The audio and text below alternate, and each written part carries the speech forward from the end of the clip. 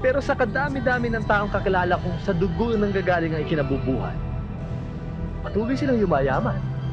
Kaya mga pinagsasasabi ng mga matatanda. O, tulad na lang ng matadero. Saan ba nabubuhay ang mga matadero? Sa patalim. Sa patalim. Meron din kasabihan ng mga matatanda na ang nabubuhay sa patalim din namamatay. Eh, saan ba namatay yung mataderong kapitbahay natin dati? Sa sakit sa puso!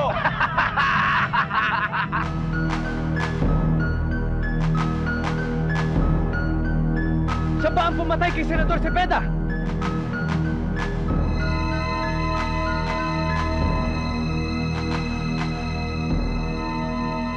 Sigurado po ako, hindi po ako maaaring magkamali.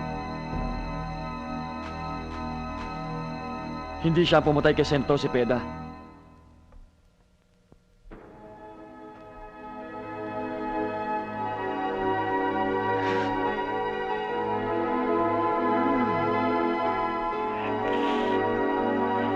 Narito na po si Mr. Fernandez, ang primary suspect sa kasong pagpatay kay Senator Cepeda.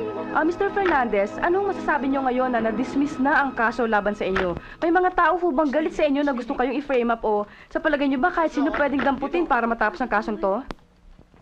Parang awards na ito to, attorney. Unang-una, bagong lahat, gusto ko muna magpasalamat sa Lord.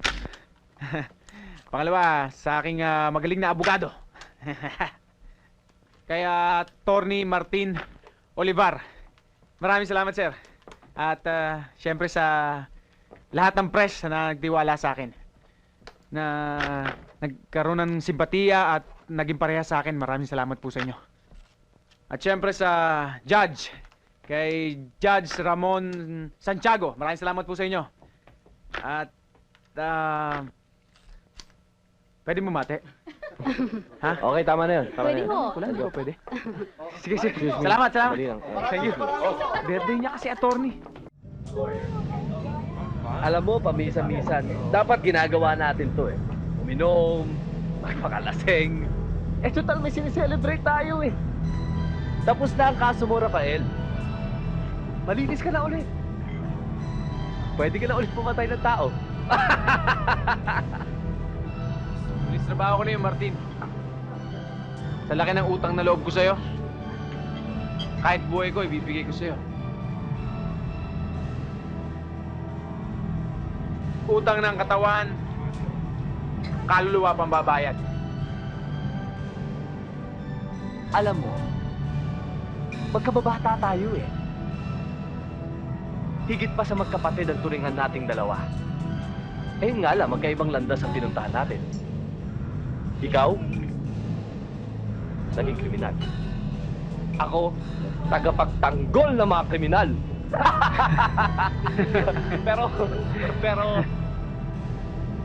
pero eto, mahirap pa rin ako. Mayaman nga lang ako sa katusuhan. Alam mo, hindi ko maintindihan kung anong ginawa mong milagro at biglang bumaliktad si Brando. Milagro?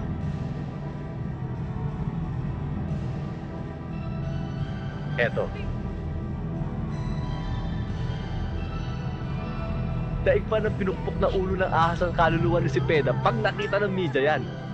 Eh, matagal ko nang alam na tinudor na yun. Meron akong kakilalang dating artista na ginawa niyang kabit. Anong ginawa ko? Kumuha ako ng dalawang lalaking kasing katawan ni si Peda at Brando. Pinakuna ko ng litrato. Pinaritoke ko yung mga negative. Pinapalitan ko yung mga ulo ni Brando at Peda. Ayun. Nung makita niyo yung mga litrato, shock ang Brando.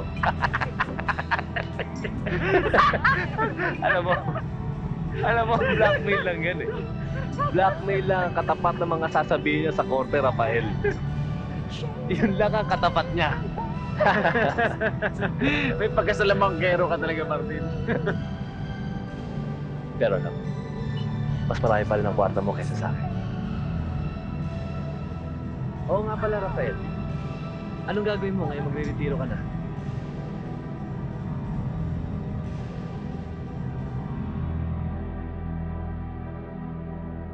lalagay ko ang pera ko sa negosyo.